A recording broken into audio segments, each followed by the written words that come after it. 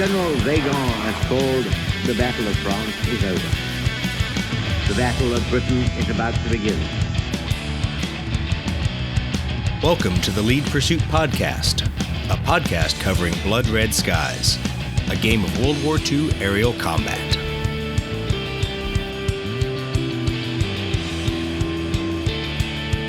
I'm your host, Doug Glover, and I'm joined today by my co-hosts Chris and Brett for episode 1 of Lead Pursuit, the dreaded introduction.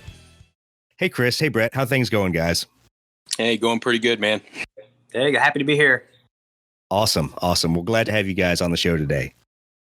Today's going to be a little bit of that horrible thing all podcasts have to do, which is an introduction, an overview, and talking about things that people may not want to hear about.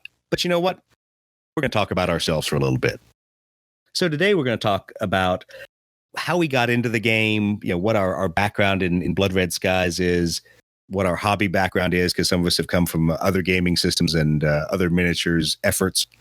Then we're going to talk a little bit about some real world background, and then finally get into our choices inside Blood Red Skies. Specifically, are we playing Axis? Are we playing Allies? And which of the air forces and why? Because I think there's a lot of interesting choices that we've made figuring that out in the first couple months of owning the game. And really, it drives some of your hobby choices for the rest of your time in the game. So what I'll do is I'll go ahead and I'll turn it over to Chris real quick to talk about the choices you've made, how you ended up in the hobby career that we are with Blood Red Skies, and what your background is. So, well, just a little background on me. Former Marine, aviator when it comes to being an air crewman in the back and getting yelled at by pilots and shooting machine guns. Nothing more interesting than that, but that's actually where I know Mr. Doug Glover from. So we crossed paths many times in Marine Corps. But when it comes to gaming, I was your typical D&D kid who transitioned to Warhammer when he was young and joined the Marine Corps and kind of got away from all gaming, and then got sucked back in through the process of computer gaming. And from computer gaming, it pulled me back into Warhammer. I'd play a lot of Horus Heresy. I paint a lot of miniatures on the Horus Heresy side. I'd say that I'm much more of a painter than I am a war gamer, to be honest. But I do like to play. And that's just your excuse when I beat you. So it is. So, I mean, because I don't know the rules, but I still paint better than you. But rules are advisory as long as your army looks good. Nobody cares. Absolutely. But yeah, I played computer games, and one of the computer games that got me into a sense of community was a game called IL-2 Sturmovik. And it was a World War II flight simulator that when it started just dealt with the Eastern Front. By the time it finished, it covered all aviation for World War II. And I did that. I drifted back away from computers and back into wargaming, and then along comes Blood Red Skies. And it's kind of got a mix of what I really enjoyed learning from aviation and aviation history and playing flight simulators, and then the game mechanic that I'm used to with Warhammer. So something similar where I'm painting my own stuff. It's just fascinating to paint my own aircraft. Absolutely. That's one of the funny parts for me is getting to choose and pick and have some guidelines about what aircraft should look like. But there's just such a wide diversity of each different air arm, each Army, Navy, Marine Corps style aircraft, and the paint jobs that may look similar but are slightly different as they were interpreted by each Air Force. Yep. And that's one of the things that led me to the Russians. I mean, it was just an easy choice for me because there's so much that you can do with the Russian Air Force that you can't do with some of the others because of Lend-Lease and because of the ramshackle way they kind of put things together in World War II, and it just makes it really interesting. Well, and that's one of the warnings I'll put out to the listeners out there is that we are not rivet counters. We're not grognards. We're not... we're details guys. We try to take care and make our models look good, but if you're going to judge us based on the tone of my blue paint on top of my Wildcat, I'm going to be guilty. I will have probably used the wrong one.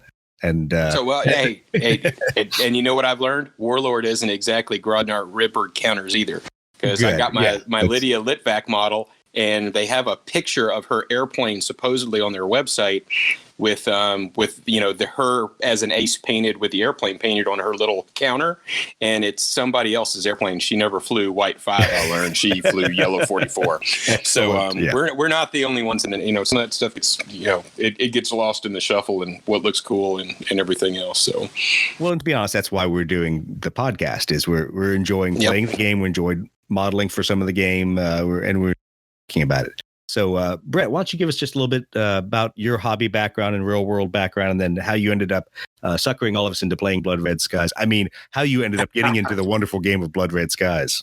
Somehow I think a lot of that is my fault. Of the three of us, I am the latecomer really to tabletop gaming and everything. I mean, as a kid, I was super into painting and modeling scale models of World War II aircraft. And when I think back, mostly American bombers. Those are the things I can remember. Like, I'd paint them all up and I'd hang them from fishing string in my bedroom. And I had, it looked like the Air and Space Museum in my bedroom. And I kept doing that.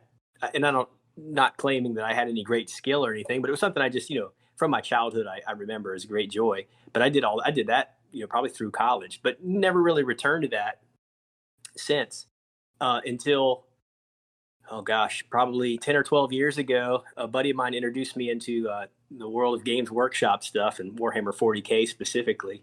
And it took me back to that happy place. What it really reminded me of was the joy I got as a kid, both painting scale World War II fighters and bombers and the occasional pewter D&D mini I'd get out of a case somewhere at a hobby shop and paint up horribly. But now, going back 10 years ago, with internet and everything else, just the amount of resources available to actually develop decent technique, it became a hobby for me. And I've been painting. I can't say that I'm much of a gamer, but I do greatly enjoy collecting and painting different models. And then when we all went to Adepticon here recently, I was just really interested in I didn't know much about the game at all, but I knew we'd have a chance to see Blood Red Skies at Adepticon at the vendor hall. And I was just curious really about the scale aircraft game. I hadn't really seen it before other than maybe pictures and stuff on the internet occasionally. But anyway, so I led you guys into taking a look at it with me. We had the chance to play that demo game, and it's all history from there. Yeah, it's all downhill. And I just went for free pizza, and now I have miniatures. Yeah, exactly. I'm not even supposed to be here today. So yeah. Chris was super reluctant. I think Doug was all in with me, but Chris came along though once he saw us playing. I think. Exactly. Once we suckered you in. Well, so I'll tell you a little bit about my background beyond that. So that's my hobby background. Not much to say there other than, I've really enjoyed painting and collecting and stuff. So perfect candidate for falling down the, bunny trail for Blood Red Skies. But personal background, I'm also a veteran. I'm a veteran in the Army. And that's how Chris and I hit it off some years ago at that same Games Workshop store. We would see each other and commiserate on painting and stuff like that. So we just kind of naturally hit it off. And for the last few years, as you know, Doug, we've all been getting together to play tabletop games here at the home. As I mentioned before, we traveled together to Adepticon recently, and that's how we got this start going for Blood Red Skies. Yep, it's two Marines and a Ranger walk into a bar is how most of our stories start. Pretty much, it starts like a joke. Well, no, that's good. Thanks, Brett. Thanks, Chris. I appreciate you guys giving the listeners that background. For me, my background is similar. A little bit more diverse than some of the gaming side. I spent a lot of time playing D&D, playing a lot of different war games from Avalon Hill and SPI. So anything World War II and Pacific was already definitely in my wheelhouse. I loved that. And probably about the time I graduated high school, went off to college, I found Warhammer 40K. A friend of mine down at school showed it to me, and I'm like, wow, these are cool. These are really neat miniatures. I kind of liked the game back in the Rogue Trader era that was a cross of role-playing and tabletop board game. So, fast forward 3 or 4 years, all of a sudden, I too joined the Marine Corps and became super busy and stopped playing. I joke that I stopped playing miniatures war games longer than Brett has been playing. So that my 18-year hiatus there, by having a busy high tempo job, I kind of got back into it, especially towards the end of my career, as you're trying to figure out what hobby is going to take up all your time once you're on the other side. And started painting again and playing Warhammer 40K, playing Horus Heresy, and hanging out with Chris and Brett. And then obviously this time ending up in Adepticon, Brett says, "Hey, let's go look at this game called Blood Red Skies," which, quite frankly, I'd looked at. I skimmed through a lot of the miniatures news on a weekly basis, and I was like, seems kind of interesting. No big deal. And I loved it. And so why did I love it? Well, part of my background is I spent most of my 20 years in the Marine Corps flying F-18s as a weapons systems officer, sitting in the back, making sarcastic comments and generally trying to do my job. But I'd also spent a lot of my wargaming years playing games like Air War and some of these really, really detailed aerial combat games. And they weren't fun.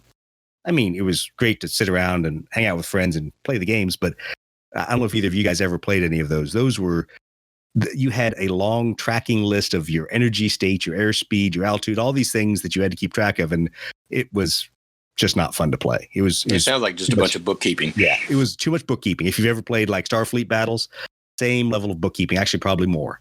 And it was not fun.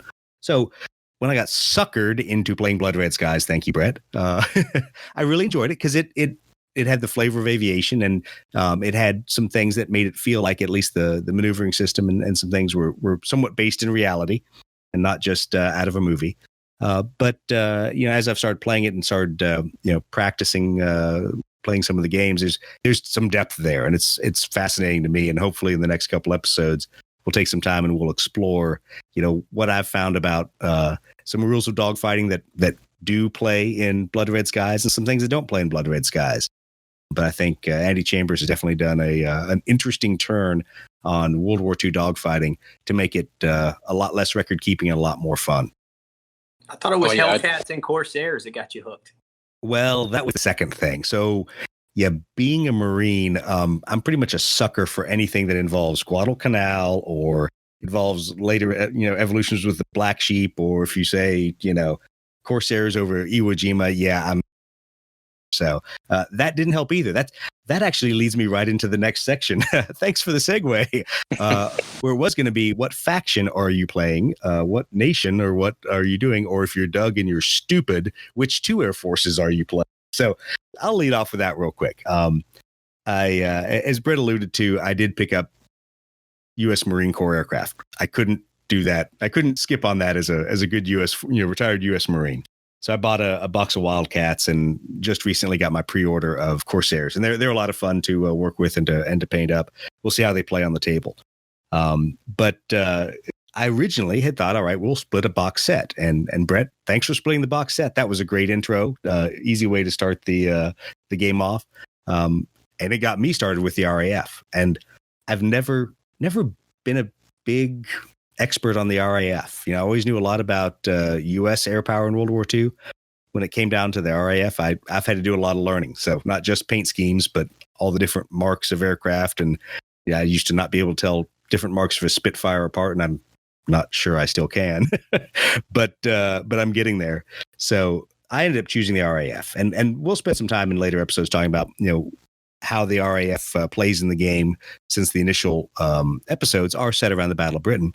But I've also picked up, P-51, so I can do some U.S. Army Air Corps kind of stuff and play with that. Chris, what about you? Who did you pick up? Well, and I told you, I got into this partially. One of the things that pulled me into Blood Red Skies was that game IL-2 Sturmovik. And when I played that game, it was the first time that computers kind of became a real community when it came to computer gaming. So I actually we have a squadron. I'm still friends with all these guys. We still have a squadron ready room that we hang out with on a virtual ready room online. Still friends with all of them. And it was, like I said, an Eastern Front game. So it brought my focus at a point in my life where I had a lot of deployed time and a lot of reading time. Brought a focus for me for the Eastern Front of World War II, which is something me as an American, I didn't study as a child either. And I got completely hooked. I got hooked on what went on between the Russians the Germans, and what an amazing, just throwing of manpower and material against one another that was, and something that we don't study a whole lot. And then when Blood Red Skies came along, and you told me you were basically going to play Allies, and Brett was thinking about playing Axis, I was like, well, that kind of leaves the Russians, and I'm good with that. I thought it was just because you were so cheap, you wanted to keep buying everyone else's Lend-Lease miniatures and calling them Russian miniatures. Hey, and that's a BOGO too, man. It also helps that the Russians painted their airplanes any damn way they wanted to, and anytime they had, with whatever color paint they had at the time. Exactly. So you really have got a lot of latitude when it comes to paint jobs right now, which is something I'm really enjoying with it too. And the Russians are they were a fascinating air force. They came out of, in World War II, they had just come out of the purges where Stalin had basically wiped out their entire officer corps. So they were starting basically from square one when the Germans attacked them with their air force, and they built a pretty amazing thing. And it's really interesting what they did. And and the first ace in the game for the Soviets in Blood Red Skies was Lydia Litvak. And a lot of people in the world still don't know that there's a female fighter pilot ace out there, and she was it. I mean, so there's some really interesting aspects to it that are just fun to do. And I will admit, I love the Lend-Lease idea, because there's very few aircraft that are completely off the board when it comes to fixed wing monoplanes out there that you can't play as the Russians, because the Brits and the Americans were feeding them aircraft through the entire war, and they were flying Spitfires, Hurricanes, Warhawks, Airacobras, along with all of the stuff that they were building. So it's just a fun air force to build and play. Brett, what about you? Who did you pick and why? Well, I was immediately drawn to the Luftwaffe. So the starter set, I was really hoping you'd be down with splitting that with me and would let me take those Luftwaffe planes. And that Absolutely. Really the colors, I think that's really the main thing. I just like the lines and looks of practically all of the Luftwaffe aircraft. And I like the fractal pattern camouflage. I don't even know that's what it's called, but you know what I mean? Just the there's something aesthetically very interesting to me about all the Luftwaffe aircraft. So that's really what it was for me, really just rule of cool. Yeah. And so I picked up Luftwaffe. I've since built, the 109s from the starter kit. I've got a squadron of PF-110s complete. But knowing that you were super interested in the Marine stuff, I also grabbed a squadron of Zeeks. So I'm painting them now, actually. So I'm gonna do all Axis. I'm gonna do Luftwaffe, and I'm gonna do Japanese. Excellent. I'm so glad that I suckered someone else into having at least two different nations they're playing. I thought I was the only idiot. If you don't think I'll be playing Marine airplanes here at some point, I've had Pappy Boeington and the Corsairs in my checkout cart several times, but it's like no, focus on one thing. You don't need to do the same thing with other hobbies that you've done and do it with this hobby where you've got more miniatures than you'll ever paint. I'm already there, so it didn't help. And quick moment of silence for the War Store closing. Okay. Oh, yeah. that sucked because they've been my hobby crack dealer for years. But in the process of them closing, they obviously had one of their spring cleanings, and I think I cleaned up on a lot of RAF aces, some other aircraft and things, which didn't really help my hobby progress. I think it set me back further than anything else. But at least it was an opportunity to fill up the stockpile of things to build and to paint. Yeah, and that's one of the neat things about it too, is that it just doesn't take that long to paint something with this game. And I think all of us coming from the background of Warhammer and Horus Heresy, where it's building an army is an undertaking, and this is you can honestly, if you dedicated yourself, you could put an air force on the table in a matter of days with this game. Absolutely, that looked pretty darn good. Absolutely, and to be honest, most of the scenarios you have enough flexibility that it would be 2 boxes of airplanes is really what you need, because you get counters in the starter set for your bombers. So, yeah. And if you wanted to buy an expansion, that's awesome, and still use the bomber counters, but use them for Halifaxes, use them for B-17s, whatever you get in your expansion kit. Yeah, absolutely. So one of the other things I just wanted to cover real quick before we end up finishing up today was kind of where where our goals were, what we're looking at in the near term, because I know we're going to get together in about a week and knock out a little bit of playing and hopefully hang around, drink some beer, and maybe even do a podcast while we're down there. But what are you guys looking to knock out in the next couple weeks? So, Brett, why don't you go first? Okay. Well, I'm working on Zeke's right now, and I expect I'll have them finished certainly before you guys get here to play. They're pretty easy to paint, so I've got them probably at least halfway done. So I got a squadron of Zeke's and Saburo Sakai ready. Nice. So I'll have him ready. So Good. Yeah. Well, on my side right now for Russians, I've got my first set of red nose yaks almost done.